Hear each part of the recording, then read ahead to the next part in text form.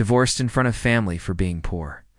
Now imagine this. Years later, you are seated at a public auction. Calm, composed, holding a bidder's paddle, and the house on sale is the same house they once threw you out from. Let me ask you honestly, would you buy it or would you walk away? Before you answer, listen carefully, because this Nigerian story of love, betrayal, public humiliation, delayed revenge, and painful redemption is not about money alone. It is about what happens to a human soul when love turns into a courtroom and family becomes the jury. The divorce did not happen in court, it happened in the living room. Aisha Adeyemi still remembered the sound of the ceiling fan that afternoon, slow, tired, almost mocking the kind of sound you notice when your life is about to split in two. They had called her earlier that morning come family meeting. She wore her best dress, ironed twice, simple but clean. She even sprayed the last of her perfume on her wrist, hoping foolishly that maybe Connell would look at her and remember who she used to be to him. Love makes people hopeful, even when warning signs are screaming. When she entered the house in Surulere, Lagos, she knew immediately: too many chairs, too many eyes, too much silence. Her mother-in-law did not ask her to sit. Connell sat opposite her shoulders, squared jaw tight. The man who once held her hand and promised, "If the world rejects us, we will stand together." That promise did not survive poverty. "We have tried," Connell began, voice rehearsed, "but this marriage is not moving forward." Aisha swallowed, her mouth went dry. "Connell, what is this about?" His aunt answered, "Instead, it is about reality." Another voice followed, "Love does not pay rent." Someone laughed, not loud, just enough. Connell's mother stood up. "My son is wasting his destiny." She said, "Look at his mates' houses, cars abroad, and look at you, what have you added?" Aisha felt her chest cave in. She wanted to speak, to remind them how she sold her jewelry to support Connell's failed business idea, how she cooked, prayed, waited, how she stayed when his friends mocked him, how she defended him when her own family warned her, but trauma steals words. Connell finally looked at her, not with anger, worse, with detachment. "I need a woman that fits my future," he said. "My family agrees." That sentence broke something deep and quiet inside her. No counseling, no discussion, no dignity. They told her to return her keys. They asked for her wedding ring. They reminded her. She had nothing there, and the most painful part, Connell did not stop them. Aisha removed the ring slowly. Her fingers trembled. 6 years of love sat heavy in that small circle of gold. She placed it on the table like an offering. "I hope you find everything you are looking for," she said softly. Nobody followed her outside. As the gate closed behind her, Lagos noise rushed in horns, voices, life continuing like nothing had ended. She stood there for a moment, frozen, realizing something terrifying. She was still breathing, but the woman she was had died inside that house. That night, alone, in a tiny room she rented with borrowed money, Aisha cried until her body ached, not just for the marriage, but for the shame. The betrayal, the way love was rewritten as failure. What she did not know, what none of them imagined, was that this trauma would become memory, and memory would become strategy. Years later, fate would circle back, and when it did, Connell would finally look at her again, not as a poor woman, but as a reminder. Aisha did not return to her parents' house that night because shame is heavier when familiar eyes are watching. She stayed with a friend in Mushane, a woman who asked no questions and offered no pity. Just a thin mattress on the floor and a cup of hot tea that tasted like survival. Sleep did not come easily. Memories replayed themselves like punishment. Connell laughing softly during better days. Connell holding her waist at weddings. Connell whispering, "We will make it." And then the voice of his mother slicing through everything: "You are dragging him backwards." By morning, something inside Aisha hardened, not into anger yet, but into resolve, the quiet kind that does not announce itself. She returned to her tiny stall the next day, opened her sewing machine, and worked until her fingers hurt. Customers came and went. Some paid, some promised. Some never returned, but she kept working because stopping meant thinking. Weeks passed, then months. Lagos did not slow down for Heartbreak. Rent waited, hunger waited, life waited. She learned quickly that love does not rescue you, discipline does. When her friends suggested online sales, Aisha hesitated, then tried. She borrowed a smartphone, learned to photograph. Her clothes learned to write captions, learned to smile through exhaustion. Orders started small, then grew. She reinvested everything she earned, refusing comfort, refusing rest, because somewhere in Sevilla, a family still believed she was nothing. Flashbacks visited her, often the living room, the chairs, the laughter, the ring on the table, but instead of breaking her, they became fuel. Connell crossed her mind less often, but when he did, it was no longer with longing, it was with clarity. She saw now how love had become conditional, how promises had expiration dates. One evening, a customer mentioned real estate casually, how land was appreciating, how auctions worked, how distressed properties were sold. Cheap, Aisha listened carefully. Something clicked. She did not rush. She researched, she saved, she failed once, lost money, cried one night, then stood up again. Years folded into years. Her stall became a shop, her shop became a brand, her name started moving quietly in business circles. Love returned briefly in the form of a man who admired her strength, but she was not ready. Wounds do not close on command. Then fate stirred without warning. An advertisement appeared on her phone. Public property auction, bank repossession, prime Surler location. The address made her breath catch. It was Connell's family house. She stared at the screen long after it went dark, heart-pounding memory, screaming pain rising. She could walk away. She could protect her peace. But another voice whispered, "This is not revenge. This is closure." She did not tell anyone. She prepared quietly, dressed simply. The day of the auction, sat among strangers, unnoticed, until the final bid was called, and her hand lifted, steady, calm, unstoppable. The hall smelled of polish and quiet tension. Men in suits murmured numbers, women clutched documents. The auctioneer's voice rose and fell like a drum, and Aisha felt time stretch thin. She kept her eyes forward, breathing slow, remembering the rules she taught herself: never look like you want something too badly. The first bid came, then another, then a pause that felt personal.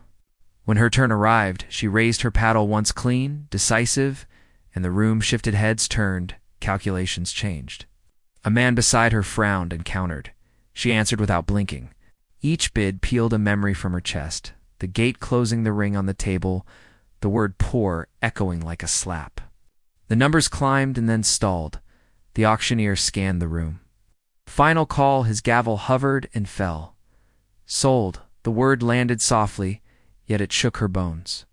Applause flickered, then died. Paperwork followed, signatures, ink drying on a future nobody in that room could read. Outside, Lagos roared back to life. Hawkers shouting, engines coughing, and Aisha stood still as if listening for a verdict from the sky. She did not smile. She did not cry. She felt something quieter, a release she did not know she had earned.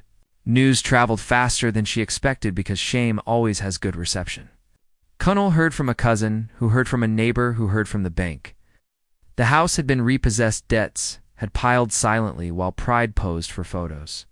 That evening, Connell sat in the dark, scrolling the notice again and again, unable to reconcile the address with the name attached to it. He told himself it was coincidence. Lagos was big, but his chest knew better. Flashback pressed in, uninvited. Aisha counting change at night. Aisha defending him when his friends joked. Aisha saying, "We will make it." Regret crept like a thief, but pride slammed the door. He decided to see for himself. Days later, Aisha returned to the house with a locksmith and a folder of documents. The gate groaned open like it recognized her footsteps. The living room looked smaller, stripped of laughter and certainty. Dust traced the corners where judgment once sat. She walked slowly, touching nothing yet claiming everything. The door opened behind her and voices spilled in confusion, shock, denial. Connell stood frozen, his mother clutching her wrap, her eyes sharp then unsteady. "What are you doing here?" she demanded. Aisha turned calmly, her face unreadable. "I own the property now," she said, handing over the papers as if offering peace. Silence cracked the room. Connell's breath stuttered. He searched her face for anger, triumph, anything familiar. How, he asked, because he had no other word. Aisha met his eyes and for the first time did not feel small. "Because I learned," she said, "because I stayed when it hurt, because I left when it was time." His mother's voice rose, accusing fate banks witches anything but herself, but Aisha did not engage. "This is not about revenge," she said softly. "It is about consequences." Connell stepped forward, then stopped, memory and pride wrestling inside him. "I was wrong," he said, the words heavy, unused. She nodded, accepting the truth without collecting it. There was nothing to negotiate. The house would be vacated legally, respectfully, humanely, because power does not need cruelty to prove itself. As they left, Connell looked back once more at the woman he had misjudged and felt the full weight of a future he could not afford. Aisha locked the door behind them, not to trap the past, but to seal it. And as she stood alone in the quiet, she felt love and betrayal finally loosen their grip, leaving space for something better, freedom. Connell could hardly believe his eyes when he arrived at the house he had once called his own. The gate, which had seemed so familiar now, looked different, polished, under Aisha's control. He stepped inside cautiously, voice tight with confusion and a flicker of fear. "Aisha, what is happening here?" She turned slowly, her face calm, yet charged with something he could not name. "This is mine now," she said softly, handing him a folder of documents, the official papers proving ownership. The air in the room thickened with tension. Every familiar corner now seemed like a courtroom where judgment had been passed. Connell's mother stood behind him, clutching her wrapper, her eyes sharp and accusing. How did you get this?" she stammered, her voice cracking under the weight of disbelief. Aisha's eyes did not falter. "I worked, I saved, I learned. I endured every insult and every humiliation you threw at me. I stayed when it hurt, and I left when I had to. This is the consequence of the choices you made." Connell's mind raced, flashbacks unrolling like old films, the laughter in the living room, the whispered words of disdain, the cold dismissal, the ring on the table, his mother's judgmental eyes. For the first time, he saw the full measure of what he had lost, not in money, but in integrity, respect, and love. I never imagined," he whispered. "You were nothing," his mother finally managed, anger thinly veiled. "You ruined my son's future." Aisha did not flinch. "I did not ruin anyone. I survived. I created. I became more than you could imagine. This house, your pride, your mockery, none of it defines me anymore." Connell stepped closer, searching her face desperately, as if he could retrieve something from the woman she once was. "I was wrong," he admitted, voice low, almost shaking. "I should have seen you differently. I should have valued what you gave." But even as he spoke, there was no reconciliation in her eyes, only the calm quiet of someone who had finally won her own life back. The neighbors who had once whispered about her shame now whispered about her triumph, and Connell felt the hollow weight of silence that came when regret is too late. She walked slowly through the house, inspecting rooms she had claimed for herself. Every step measured, deliberate, a silent reminder that she no longer needed him or his family. He watched helplessly as the woman he once scorned became untouchable, not through anger or revenge, but through mastery of her own destiny. "I hope you understand now," Aisha said, voice gentle but firm. "This is not revenge. This is life. Consequences arrive eventually for those who forget humility and kindness." Connell's mother flinched as if the words struck her physically. Connell sank into a chair, his pride shattered by memory and truth.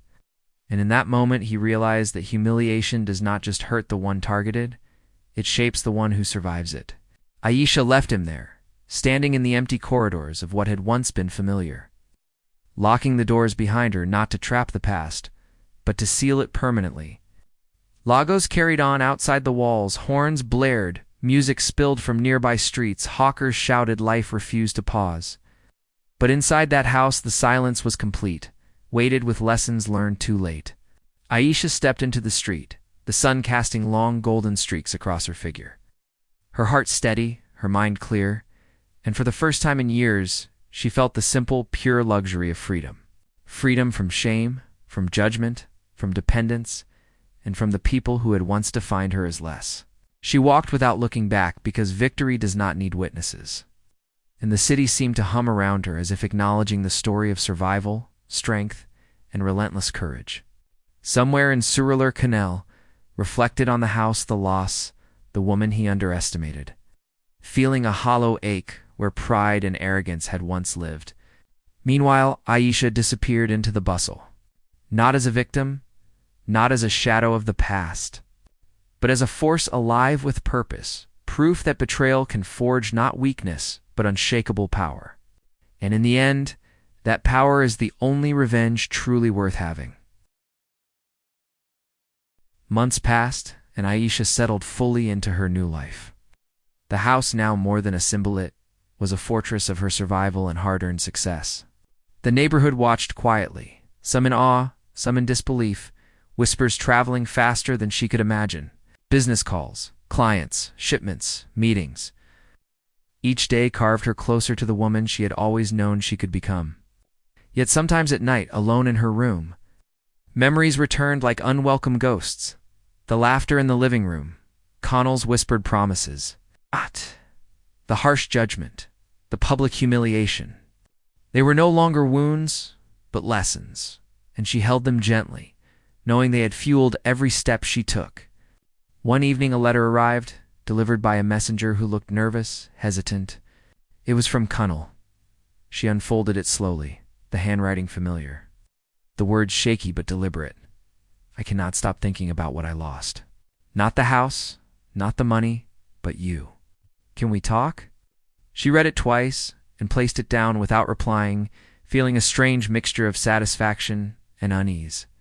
The woman he had dismissed as poor now held the power of choice, and the gravity of that control pulsed through her chest. Later that week, Connell appeared at the gate looking different, humbled in ways pride had never allowed. She greeted him without emotion, her voice calm. "Why are you here?" He swallowed hard. "I wanted to see you. I need to apologize." She studied his face, the years etched with regret, the arrogance chipped away, and for a moment felt the old love stir, faint and hesitant. "Apologies," she said slowly, "do not erase years of choices, Connell. They cannot undo the humiliation or the betrayal." He nodded, silent for a moment, then added, "I never understood how strong you are." Strength was something she had built in silence, with sweat and tears, and now it shone naturally from her. "It was never about proving yourself to me," she said. "It was about proving yourself to you, and you failed to see it when it mattered." He lowered his head, finally acknowledging the gravity of everything he had lost. The years of wasted love, the trust broken beyond repair. Around them, the streets hummed, life continuing its relentless pace. But in that moment, the past and present collided. She realized fully that she had no intention of rekindling what had died. The house, the money, the power, it was hers to protect, hers to master. Connell's mother appeared briefly at the gate, her face a mixture of shame and disbelief, and Aisha met her gaze without flinching. "This is what happens when pride blinds judgment," she said softly, her words carrying weight without venom. Connell stepped back, defeated, and for the first time, Aisha felt true freedom.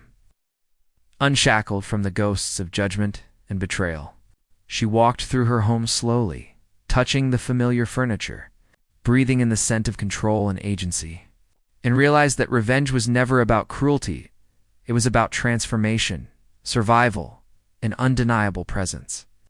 She had taken what was hers not to punish, but to rise. From the windows, the city sprawled endlessly below Lagos, buzzing with life. Unaware of the quiet storm that had passed through this house, the woman who had endured, and the man who had learned too late the cost of underestimating courage and patience. That night, she stood on the balcony, wind brushing her face, heart steady, mind sharp, and understood that she had conquered far more than a house or a title. She had conquered fear, weakness, and the power of those who sought to define her worth. Somewhere in the distance, Connell walked away, finally acknowledging the truth he could not change, while Aisha bathed in golden light, smiled faintly to herself, knowing that life had returned to her, richer, fuller, and infinitely stronger. Proof that the heart scarred by betrayal can emerge, not broken, but blazing with unstoppable purpose. Months after Conal had finally left, Aisha continued to build her life with a quiet confidence that made her presence felt without words. One evening, a wealthy investor from Victoria Island approached her boutique, intrigued by the buzz surrounding her success. He proposed a joint venture that could expand her brand nationally and even internationally. Aisha listened carefully, evaluating every term, every hidden risk, and after a moment, she smiled and agreed. This was not luck. This was strategy forged from years of surviving betrayal and poverty. As contracts were signed and plans solidified, a familiar figure appeared in the background of her life. Kunal. He had returned. Not for reconciliation, but out of curiosity and perhaps unresolved pride. He lingered near her shop, watching from a distance as her employees treated her with respect. As clients lined up for advice and orders, as she moved with a calm authority that he had never witnessed before, the realization hit him hard. He had lost not just a house, not just a marriage, but the woman he once dismissed. That night, Aisha hosted a small gathering in her home, inviting close friends and business partners, celebrating the launch of her new collection. She wore a simple dress that accentuated her elegance, her hair pulled back, her eyes radiant with confidence. Kunal arrived unexpectedly, hoping perhaps for a glimpse, or maybe redemption. But instead he witnessed something he could not touch, the unshakable power of a woman who had reclaimed her life. Aisha noticed him from across the room, but instead of confronting him, she simply raised her glass in a quiet, almost imperceptible acknowledgement, as if to say, "I have moved beyond you, beyond the past, beyond the pain." Kunal's chest tightened. He understood fully that nothing he could say or do would reverse the years of growth, the independence, or the respect she now commanded.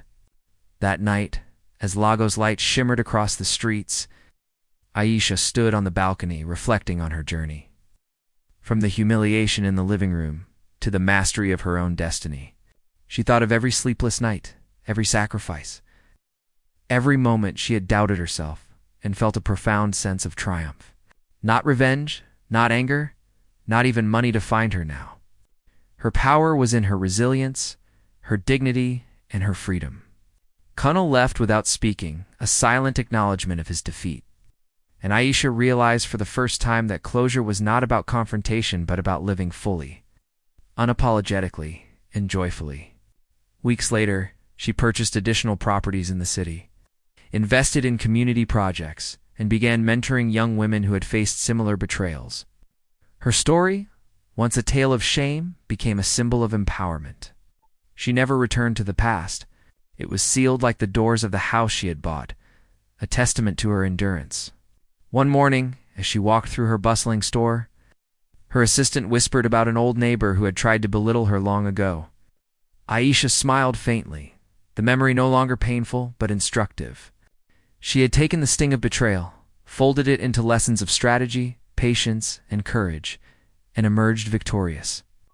Lagos carried on outside, but inside Aisha's home, the silence was hers alone, filled with satisfaction and purpose. She had turned loss into opportunity, humiliation into power, love into self-respect, and betrayal into clarity. And as the sun set over the city, casting gold across the windows, she whispered softly to herself, "I am free. I am unstoppable. I am exactly who I was meant to be." In that moment, every scar, every tear, every sleepless night coalesced into a final truth. No one can take from you what you have earned through resilience, courage, and unwavering determination. Her ex, her family, the past, they were shadows now. She was the light,